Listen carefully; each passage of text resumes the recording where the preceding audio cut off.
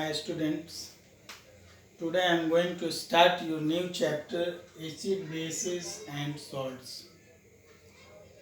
Actually this chapter comes under chemistry in your science book. So let us start this chapter. The topic is acid, bases and salt. Before starting the acid, bases and salt, I am just discussing about a special term that is called indicator.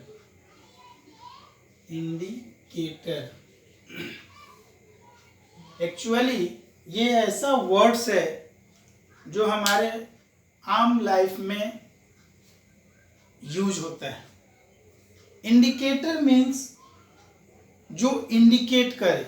जैसे bike में वो जो indicator लगे रहते हैं वो कुछ बोलता नहीं है, बट लाइट के थ्रू वो पीछे वाले को या आगे वाले को इंडिकेट करता है.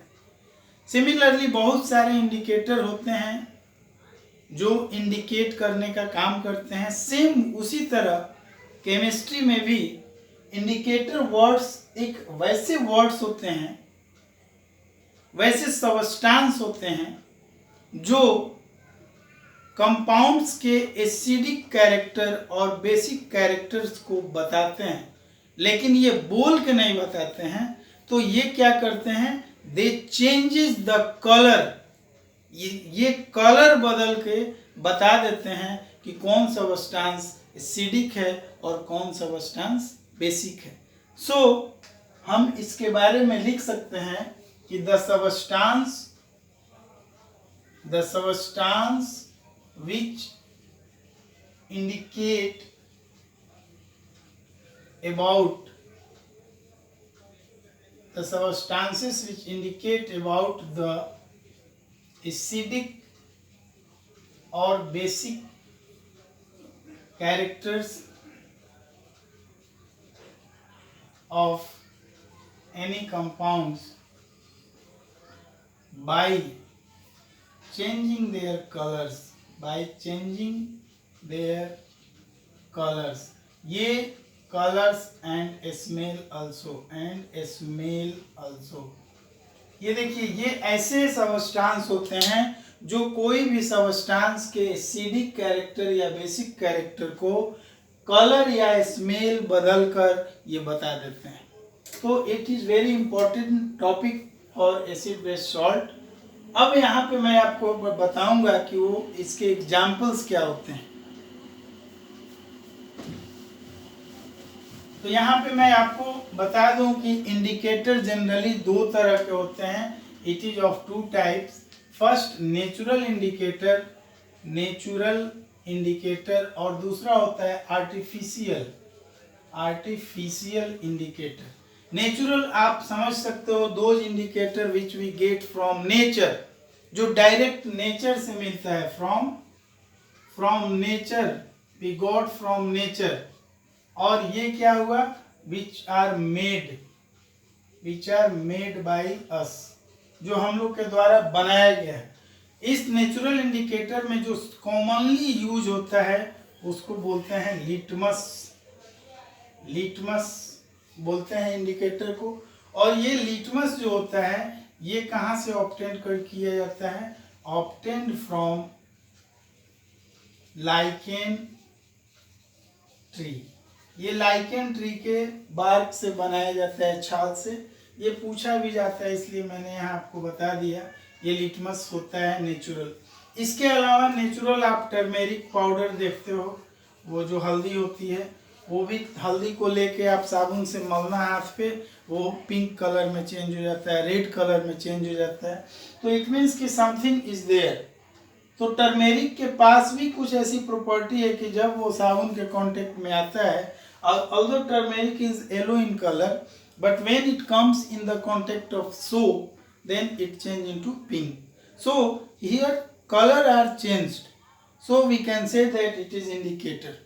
टर्मेरिक है. उसके बाद आपको वो जो गुड़हल का पेड़ होता है, हिबिस्कस जिसको बोलते हैं, चाइना रोज भी बोलते हैं, उसके भी जो फ्लावर होते हैं वो भी ये इंडिकेटर के रूप में काम करते हैं. ओनियन है वो भी इंडिकेटर के रूप में काम करता है, क्लोव ऑयल होते हैं वो भी इंडिकेटर के रूप में, वनीला है, तो ये सब इंडिकेटर हैं, एक्चुअली ये नेचुरल कहलाते हैं। आर्टिफिशियल में जो इंडिकेटर का यूज हम लोग को पढ़ना है उसमें क्या होता है, मिथाइल ऑरेंज है, मिथाइल ऑरेंज, और दूसरा फेनोल्फथीन है, फेनोल्फथीन, फेनोल्फथलीन। ये दो इंडिकेटर, एक्चुअली हमको इस 3 इंडिकेटर के बारे में जानना है, तो ये आप नोट कर सकते हैं। अब इसके इफेक्ट को मैं बता दूं आपको कि ये जो लिटमस होते हैं, ये लिटमस,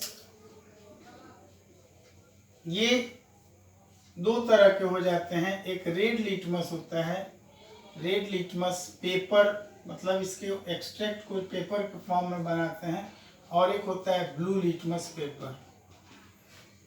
ओके, ये blue litmus paper used for acid, ये एसिड के लिए यूज किया जाता है ब्लू लिटमस, याद रखना होगा। और रेड लिटमस जो होता है it is used for base, ये बेस को डिटरमाइन करने के लिए यूज किया जाता है। यहाँ पे आप शॉर्ट में कहीं नोट में लिख सकते हो कि ब्लू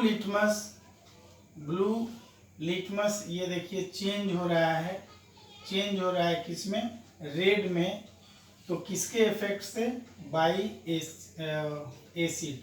अगर हम ब्लू लिटमस पे एसिड डालेंगे तो किसमें चेंज हो जाएगा, रेड में। इसी तरह आप रेड लिटमस को भी आप लिख सकते हो कहीं शॉर्ट में, red litmus changes into blue by base. Clear? तो यहाँ एक ट्रिक मैं आपको बता दूं कि ये देखिए रिजल्ट जो होता है blue, it starts from B, so you can say that by base red litmus change into blue. Okay, next इसी में दूसरा जो इंडिकेटर है वो भी मैं आपको बता दूं। दूसरा इंडिकेटर जो है वो है मिथाइल ऑरेंज। ये देखिए मिथाइल ऑरेंज, एक्चुअली ये मिथाइल ऑरेंज येलो कलर का होता है, या आप ऑरेंज भी इसको लिख सकते हो, ऑरेंज इन कलर होता है। और इट वर्क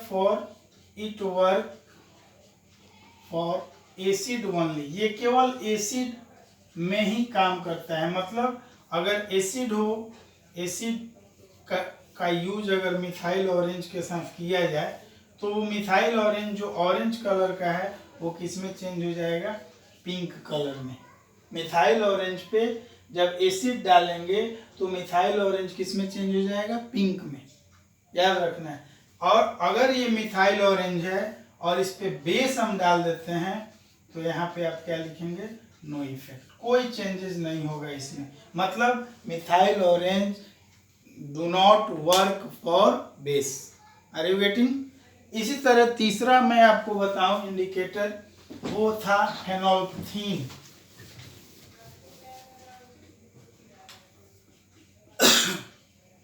फेनोल्फथलीन, ये देखिए इसी तरह इसको जब वो एसिड के लिए हो गया तो ये क्या हो जाएगा, और बेस ओनली, ये बेस के लिए होता है। ठीक है, अब इसका कोई कलर नहीं होता है, ये कलरलेस होता है। क्या होता है, कलरलेस।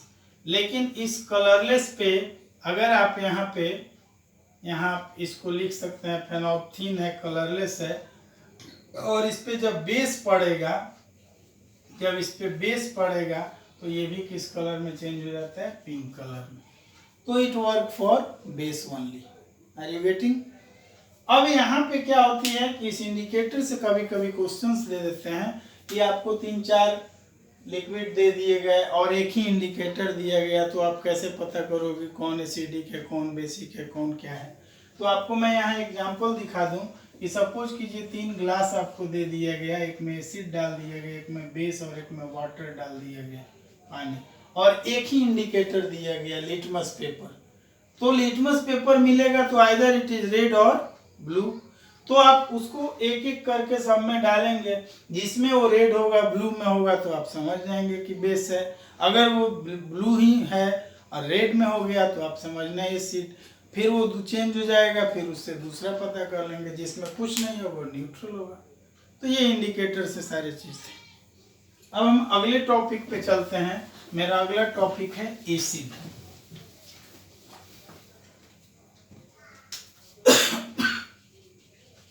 देखिए बहुत सिंपल सा आपको यहाँ पे मैं बताते चलूं कि एसिड का क्या मतलब होता है। तो मैं आपको यहाँ कह दूं कि any compound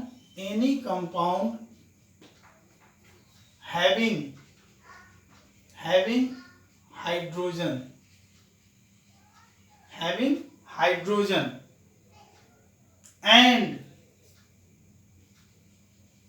when any compound having hydrogen and when dissolved in water then produce H plus ion, और you can say that H3O plus, इसको हाइड्रोनियम भी बोला जाता है, hydronium ion, then it is called acid। तो यहाँ क्या हमको मिला, यहाँ पे एक कंक्लूजन मिला कि कोई भी ऐसा कंपाउंड जिसमें हाइड्रोजन हो और वो हाइड्रोजन वाटर में डिसॉल्व होने पर रिप्लेस हो जाए तो उसको हम एसिड कहेंगे।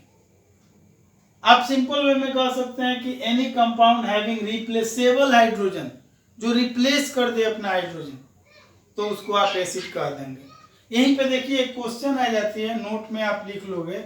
मान लो ये हम ग्लूकोज लिख दिए, ग्लूकोज जिसका फार्मूला C6H12O6 है, या एल्कोहल लिख दिए। एल्कोहल में भी आप देखना OH ग्रुप लगा रहता है, कोई मान लो इथाइल एल्कोहल लिख दिए। देखिए यहाँ भी H है, इसमें भी H है, तो क्या ये एसिड हैं? तो नहीं, ये एसिड नहीं है। क्यों नहीं है भाई?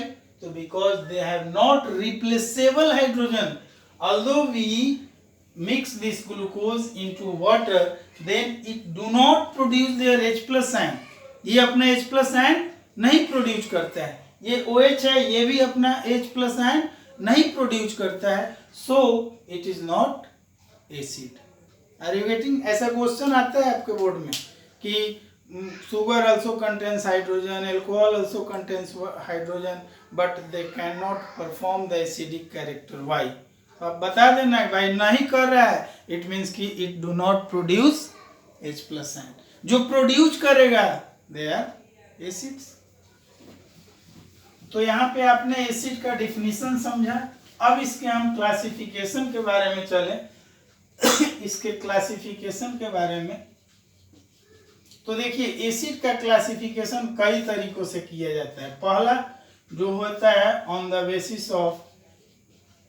बेसिस ऑफ सोर्स के आधार पे अगर हम बात करें कि एसिड का सोर्स देखा जाए तो सोर्स के आधार पे ये एसिड दो तरह के होते हैं। It is of two types. पहला को बोलते हैं ऑर्गेनिक एसिड और दूसरा को बोलते हैं मिनरल एसिड या इसी को इनऑर्गेनिक एसिड भी आप कह सकते हो, इनऑर्गेनिक एसिड। अब देखिए यहाँ कितना आसान है, organic mineral on the basis of source. तो सोर्स की जब बात करेंगे तो आप यहाँ बता सकते हो कि those which we got from plant and animal, जो हमको प्लांट और एनिमल से मिले उसको हम क्या कहेंगे, ऑर्गेनिक एसिड। और जो हमको कहाँ से मिले, मिनरल से, फ्रॉम मिनरल, जो मिनरल से मिले या लैब में प्रिपेयर करें तो उसको क्या कहेंगे, मिनरल एसिड।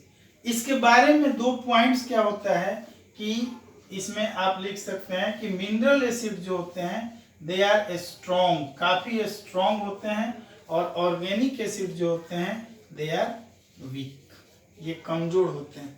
यहाँ पे मिनरल एसिड में आप एक एक्सेप्शन लिखेंगे। एक्सेप्शन में वो है क्या है, H2CO3, इसको कार्बोनिक एसिड कहा जाता है। और ये देखिए यहाँ इसका कैरेक्टर है कि all minerals acids are strong but H2CO3 is carbonic acid which is weak, और वीक ही है, ये कोरेसिव भी नहीं होता है, जलने वाला भी नहीं होता है, और इसी कारण से इसका यूज हम लोग कहाँ करते हैं, यूज इन सॉफ्ट ड्रिंक। जो जितने वो जो आप देखते हो वो कोल्ड ड्रिंक्स सब आते हैं, उन सब में इसी का यूज होता है सॉफ्ट ड्रिंक के रूप में। तो ये ऑन द बेसिस ऑफ क्या हो गया, और सोर्स के आधार पे ऑर्गेनिक एसिड में जितने आपको वो सब एसिड मिलते हैं, citric acid, tartaric acid, malic acid, ascorbic acid, oxalic acid, acetic acid, formic acid, these all are the organic acid. और मिनरल एसिड में जितना आप बनाते हो लैब में, जैसे HCl हो गया, HNO3 हो गया, H2SO4 हो गया, ये सब क्या हो जाएंगे, मिनरल्स एसिड। ठीक है, अगले टॉपिक पे हम चलते हैं। तो ये सोर्स के आधार पे था, अब हम आगे बढ़ते हैं। तो अगला मेरा क्या है, on the basis of strength के आधार पे हम चलते हैं, on the basis of strength. देखिए स्ट्रेंथ के आधार पे भी एसिड को दो भागों में बांटते हैं, एक को बोलते हैं स्ट्रॉन्ग एसिड और एक को बोलते हैं वीक एसिड। अब देखिए स्ट्रॉन्ग किसको कहेंगे भाई, जिसके पास ज्यादा पावर हो, वीक किसको कहेंगे, जिसके पास कम।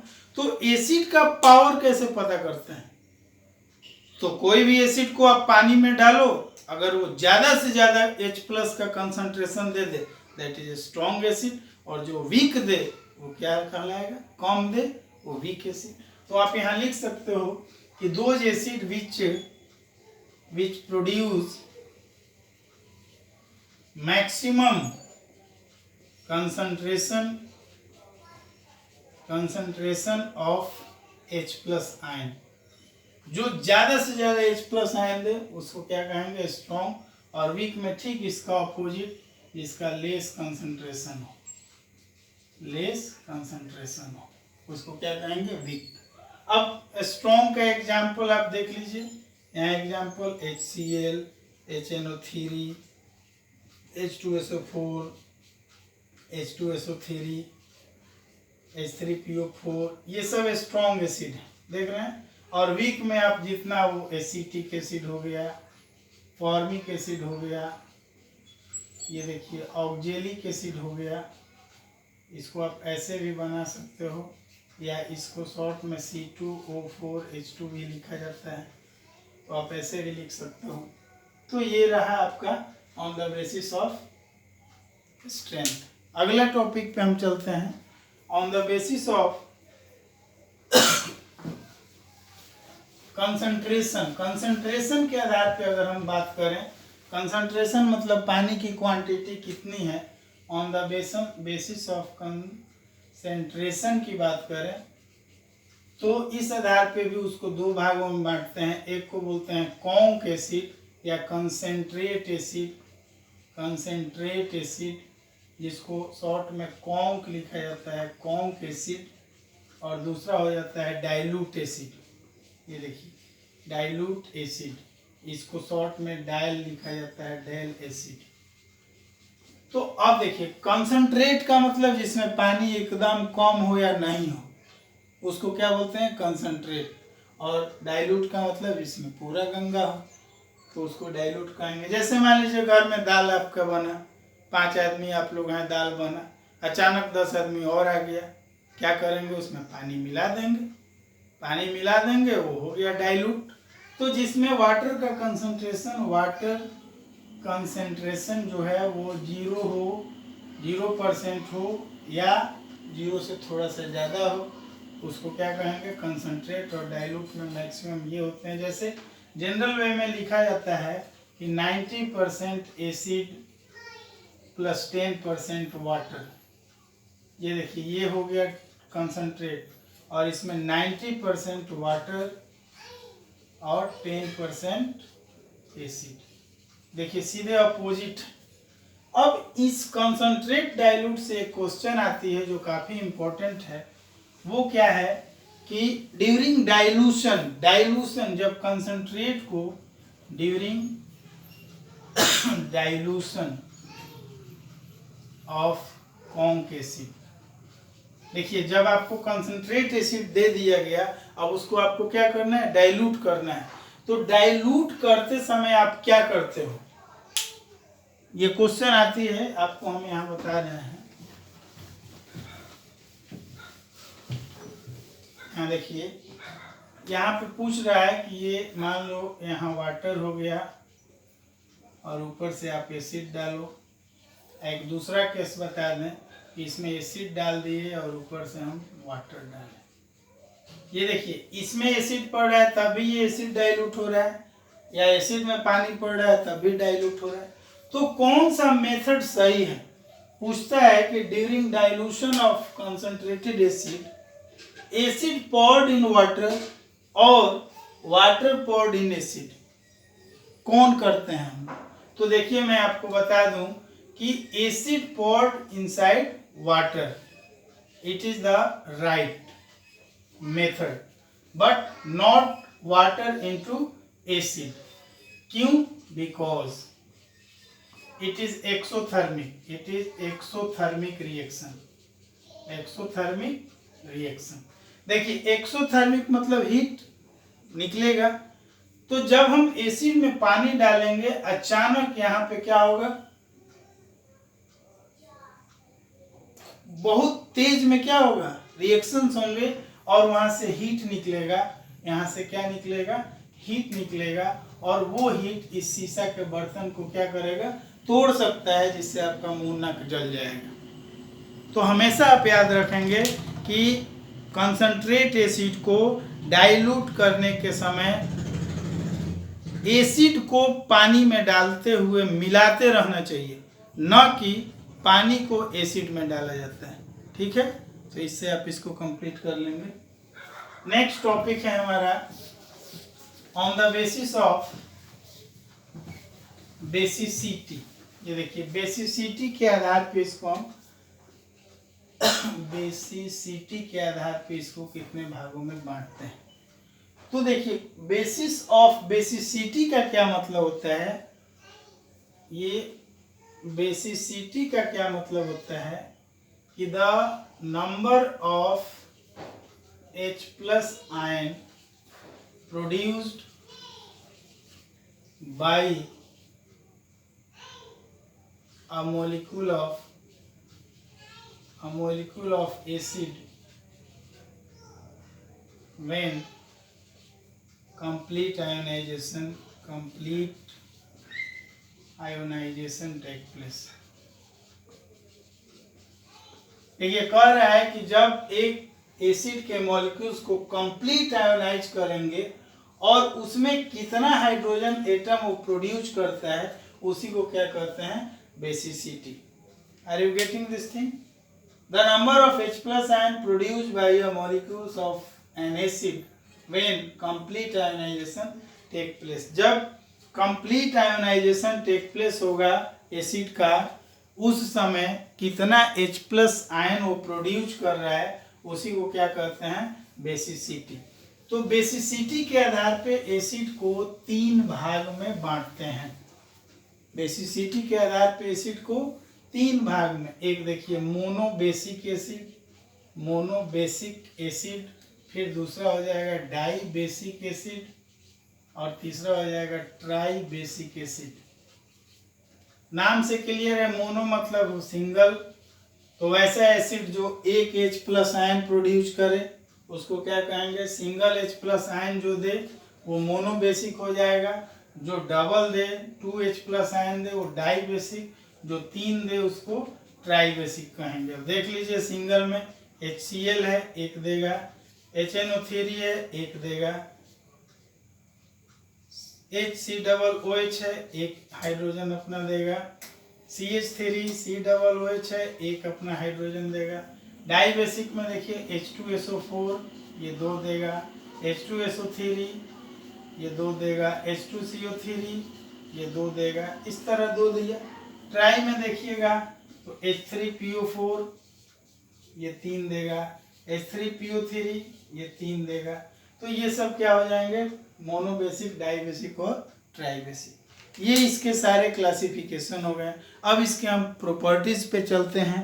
तो एसिड और एसिड का सबसे पहले हम फिजिकल प्रॉपर्टीज देखेंगे। तो फिजिकल प्रॉपर्टीज, इसके प्रॉपर्टीज की बात करें हम तो प्रॉपर्टीज में सबसे पहला होता है फिजिकल प्रॉपर्टीज। तो फिजिकल प्रॉपर्टीज में मुख्यतः 4 पॉइंट्स हैं कि इसका पहले टेस्ट कैसा होता है, फिर इसका फिजिकल स्टेट कैसा होता है, फिजिकल स्टेट कैसा होता है, फिर इसका हम टच देखेंगे, मैंने इफेक्ट ऑन स्किन, स्किन पे इसका कैसा इफेक्ट होता है, फिर इसका लिटमस इफेक्ट देखेंगे, लिटमस पे क्या करता है, और लिटमस पे बस। तो देखिए टेस्ट में इसका क्या होता है, सावर होता है, खट्टा लगता है। फिजिकल स्टेट में देखिए सॉलिड भी होता है और लिक्विड भी होता है, दोनों होता है। तो आप सॉलिड में 2, 4, 5 ऐसे एसिड हैं जो सॉलिड होते हैं, बाकी मैक्सिमम लिक्विड होते हैं। इफेक्ट ऑन स्किन पे देखिए ये कोरेसिव होता है, मतलब ये जलता है स्किन पे पड़ने पे। और लिटमस इफेक्ट में आप क्या पढ़े हैं कि ये ब्लू लिटमस को क्या कर देता है, चेंज इनटू रेड में, ये रेड में चेंज कर देता है। तो ये इसके फिजिकल स्टेटस हैं, फिजिकल प्रॉपर्टीज आप कह सकते हो, ये physical properties of acid. Clear. अब इसके बाद जब हम आगे बढ़ते हैं तो इसका केमिकल प्रॉपर्टीज पे आते हैं। ये देखिए इसका प्रॉपर्टीज के केमिकल प्रॉपर्टीज पे हम चलते हैं, केमिकल प्रॉपर्टीज ऑफ एसिड। तो इसमें सबसे पहला होता है reaction of acid with metal. ये देखिए कई बार पूछे जाने वाला, ये मेटल के साथ रिएक्शन करता है तो क्या बनाता है, हम आपको यहाँ डायरेक्ट लिख दे रहे हैं, एसिड प्लस एम मतलब मेटल, आप यहाँ मेटल साल्ट बनाना। और यहाँ सबसे इम्पोर्टेंट बात है कि यहाँ से हाइड्रोजन गैस इवॉल्व होता है। जब भी कोई मेटल एसिड से रिएक्शन करता है तो इट इवॉल्व्स हाइड्रोजन गैस। आपको पिछले क्लास में मैंने बताया था केमिस्ट्री के हाइड्रोजन गैस का test, it produce pop sound. ठीक है, तो यहाँ पे आप बना सकते हो H2SO4 ले लो, H2SO3 ले लो, नहीं HCl ले लो, और इसमें कोई भी मेटल अपना देते जाओ, NaCl, इस तरह करके आप बनाओगे तो रिएक्शन आप देखो, ये पॉजिटिव पार्ट्स इसके निगेटिव से मिलेगा तो Na2SO4 ये साल्ट बन गया, हाइड्रोजन गैस बना लोगे। ये देखो इससे मिलेगा CaSO3 प्लस H2 गैस निकाल देगा, ये देखो ZnCl2 प्लस H2 गैस। तो हर केस में क्या हमको मिल रहा है कि जब भी एसिड मेटल के साथ रिएक्शन करता है तो हाइड्रोजन गैस इवॉल्व करता है। अब यहाँ आपके बोर्ड में क्या एक क्वेश्चन आ जाती है, वो देखिए नोट में आप लिख सकते हो कि ये जो नाइट्रिक एसिड जिसको कहते हैं, नाइट्रिक एसिड जिसको HNO3 कहते हैं, ये जो HNO3 है महाशय, ये मेटल के साथ रिएक्शन करते हैं तो हाइड्रोजन गैस प्रोड्यूस नहीं करते हैं। तो इससे क्वेश्चन आ जाती है, जैसे जनरल वे में हमने पढ़ा कि metal react with acid then it forms metal salt and produce hydrogen gas, but by HNO3 is not. तो यहाँ आप लिख सकते हैं कि HNO3 is a strong oxidising agent, a strong oxidising agent, and due to this it oxidize hydrogen into water। ये देखिए, ये नोट में आप लिख सकते हो कि ये जो HNO3 है काफ़ी स्ट्रॉन्ग ऑक्सीडाइजिंग एजेंट होता है, और जब ये किसी मेटल से रिएक्शन करता है तो उसके हाइड्रोजन को ये ऑक्सीडाइज कर देता है और वाटर बना देता है, इसलिए इसमें हाइड्रोजन गैस। तब भी इनको भी शांत करने के लिए यहाँ पे आप लिख सकते हो 2 मेटल्स होते हैं, एक को मैग्नीशियम कहा जाता है, एक को मैग्नीज कहा जाता है। ये दोनों जब इससे डाइल्यूट फॉर्म में HNO3 से रिएक्शन करते हैं तो ये हाइड्रोजन गैस निकालते हैं। तो पूछता है कि which two metals are produce hydrogen gas when it react with dilute HNO3। तो ये आप लिख सकते हैं। अगला रिएक्शन है इसमें, अगला है reaction of acid with metal carbonate and bicarbonate. ये भी काफी इंपॉर्टेंट है। विथ मेटल कार्बोनेट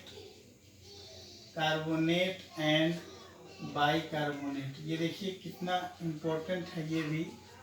ये देखिए यहाँ मेटल हो गया, मेटल